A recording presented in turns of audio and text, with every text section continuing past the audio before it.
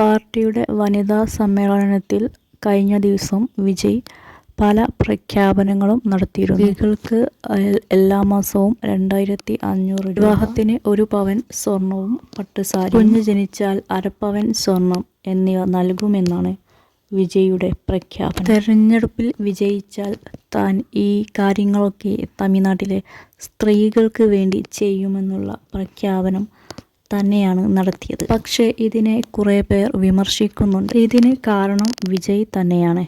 വിജയ് തൻ്റെ പല സിനിമകളിലൂടെയും സർക്കാർ ഫ്രീയായി നൽകുന്ന കാര്യങ്ങൾക്കെതിരെ സംസാരിച്ചിരുന്നു.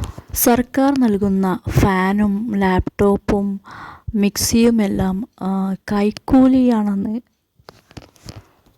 പറഞ്ഞുള്ള ഡയലോഗും സിനിമയിലുണ്ടായിരുന്നു. സിനിമയിൽ സൗജന്യ വാഗ്ദാനങ്ങൾക്കെതിരെ പ്രവർത്തിക്കുകയും റിയൽ ലൈഫിൽ അതിനെതിരായിട്ട് പ്രവർത്തിക്കുകയും ചെയ്യുന്നു എന്നാണ് കുറേ പേർ പറയുന്നത്. സ്ത്രീകളുടെ ഉന്നമനത്തിന് വേണ്ടിയാണ് ഈ പ്രഖ്യാപനങ്ങളൊക്കെ നടത്തിയത് എന്നാണ് വിജയിയെ സപ്പോർട്ട് ചെയ്യുന്നവർ പറയുന്നത്. വിജയ് ഈ വർഷത്തെ നിയമസഭാ തിരഞ്ഞെടുപ്പ് നേരിടാനൊരുങ്ങുകയാണ്. ഈ സമയത്ത് തന്നെ ഇത്തരം പ്രഖ്യാപനങ്ങൾ നടത്തിയതിനു പിന്നിൽ സ്ത്രീകളുടെ ഉന്നമനം തന്നെയാണോ ഉദ്ദേശം എന്നാണ് പലരും ചോദിക്കുന്നത്. ഇത് തെരഞ്ഞെടുപ്പുമായി ബന്ധപ്പെട്ട ഒരു പ്രഖ്യാപനമല്ലേ എന്നാണ് ചോദ്യങ്ങൾ ഉയർന്നു വരുന്നത്. താരം സ്വന്തമായി രാഷ്ട്രീയ പാർട്ടി പ്രഖ്യാപിച്ചത് സിനിമാ ജീവിതം ഒഴിവാക്കിക്കൊണ്ടാണ്. കരൂരിലെ റാലിയിലുണ്ടായ അപകടം താരത്തെ വളരെയധികം ബാധിച്ചിട്ടുണ്ട്. വിജയുടെ ഭാര്യ സംഗീത ഡൈവേഴ്സ് കേസ് കോടതിയിൽ കൊടുത്തതും താരത്തിൻ്റെ ഇപ്പോഴത്തെ സ്റ്റേജിനെ ബാധിക്കുന്നുണ്ട്. പക്ഷേ ഇപ്പോഴുള്ള വിമർശനം താരം സിനിമകളിൽ പറഞ്ഞിട്ടുള്ള ഡയലോഗുകൾ തന്നെയാണ്. സർക്കാരുകളുടെ സൗജന്യ വാഗ്ദാനങ്ങൾക്കെതിരെയുള്ള ഡയലോഗുകൾ. ഇപ്പോൾ വിജയ് പ്രഖ്യാപിച്ചതും സൗജന്യ വാഗ്ദാനങ്ങൾ തന്നെയല്ലേ എന്നാണ് ഒരു പറ്റം ആളുകൾ ചോദിക്കുന്നത്.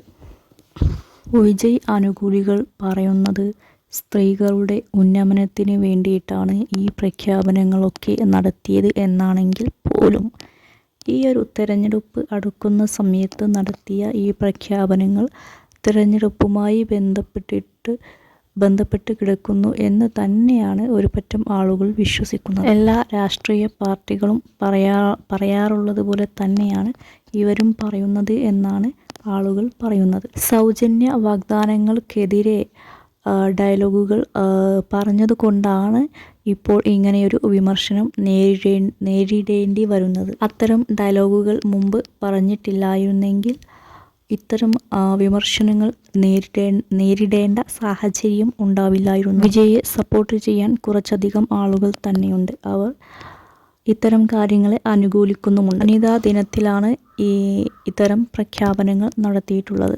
താരത്തിൻ്റെ രാഷ്ട്രീയ ജീവിതത്തിൽ തുടർച്ചയായി പല പ്രശ്നങ്ങളും വന്നുകൊണ്ടിരിക്കുക. വരുന്ന തിരഞ്ഞെടുപ്പിൽ ഇതിനെയൊക്കെ അതിജീവിക്കാൻ കഴിയുമോ എന്ന് കണ്ട് അറിയേണ്ടി വരും. ചെയ്യുന്നതിനു വേണ്ടി സൗജന്യ വാഗ്ദാനങ്ങൾ നൽകുന്നതിനെതിരെ ശബ്ദമുയർത്തിയ വ്യക്തി തന്നെ സൗജന്യ വാഗ്ദാനങ്ങൾ നൽകുമ്പോഴുള്ള ഒരു വിമർശനമാണ് ഇപ്പോൾ നേരിടേണ്ടി വരുന്നത്. പക്ഷേ ആ കാര്യങ്ങൾ സിനിമയിലാണ്, ഇപ്പോൾ നടക്കുന്നത് റിയൽ ലൈഫിലാണ് എന്നൊരു വ്യത്യാസമാണുള്ളത്.